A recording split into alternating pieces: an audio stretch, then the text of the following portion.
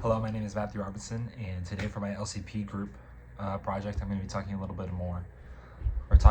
about the shootings that recently happened in Lexington, what's being done about it, and what I personally think should be done to sort of slow this problem that seems to be affecting um, the residents here in Lexington and the students that go to University of Kentucky, and quite frankly, the students that go to the Transylvania University.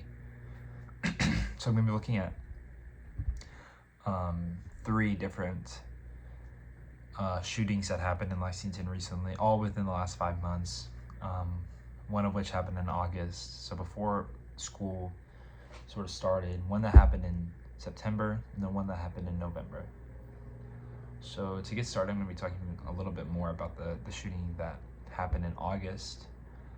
This shooting happened, out of all these shootings, it seems to be the least impactful because it seems to be a pretty common shooting. This shooting happened in northern Lexington, so north of the city, north of Transylvania, and obviously north of University of Kentucky. What happened in the shooting is that people were shot at, and 2 people were injured.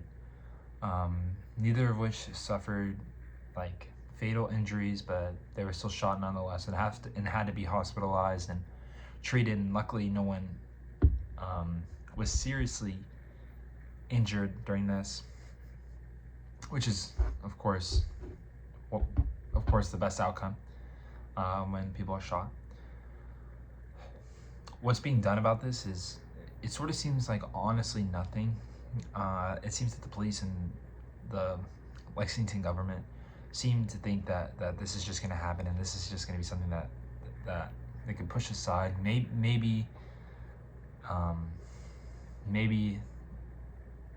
there's more police in the area, but it doesn't seem that way from what I researched. So what I personally think should be done is I think they should fund the police more and deploy these police officers in that area, because that seems to be a pretty common area for these crimes to occur. Apart from funding the police more and adding more police in that area to roam and watch over it, I think that lighting is definitely an issue in northern Lexington. Driving through it myself to get to the interstate, because I'm from Louisville and I would obviously have to go to the interstate to go to Louisville. But I think those two together would create a safer environment up there. Moving on to my second shooting, this happened in November, so this is the most recent shooting out of the 3 that I'm going to discuss. This happened at north of Cornerstone Garage in Canes area. So that little area, the north, west side of University of Kentucky's campus. So this was close to the students, close to the dorms, close to where people go a lot during the night. There's food, there's other stuff. What happened during the shooting is that there was a drive-by next to Canes and Cornerstone, like I said, and the shooters shot at cars, whether they think that there was people in the cars or they were aiming at students or residents or anything like that. What they hit were the cars, and luckily no one got hurt, but it was still a drive-by nonetheless, and still an instance where people were scared. What I think, or what's happening right now to prevent this, is that they're adding more lighting. While I think that is a great idea, like I said previously, I think what also needs to happen is they need to add more patrol, so more police in that area, and more lighting. I think those two tied together is really going to help the community grow and help the community become safer.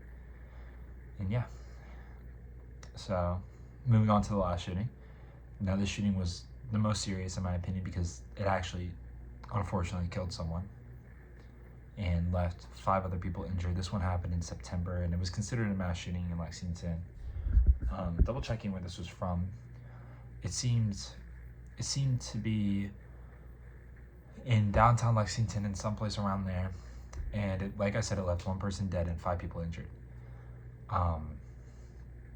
When the police got on the scene, they were already unfortunately dead, so it wasn't too a long death, because the coroner found them, or the coroner was called in to identify the victim, who turned out to be 30 years old, and luckily all 5 other people were able to heal from their injuries, because they weren't life-threatening, but they were still injuries nonetheless that they needed to be hospitalized for.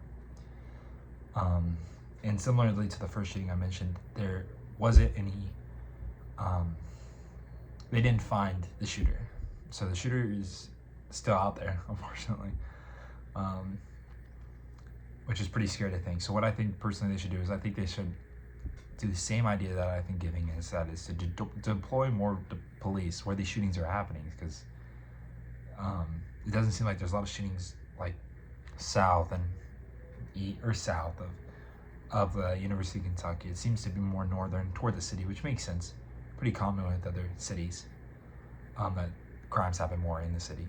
Anyway, I think that deploying more lights and funding the police and adding more roaming cops will help with these issues and hopefully prevent any shootings from happening in the future. To go back to my idea, I think that that there's just truly not enough being done to help our community and keep it safe. And I think that the ideas that I brought up and that I think would help. And yeah, thank you for listening to my ideas, and thank you for becoming a little more educated about the topic.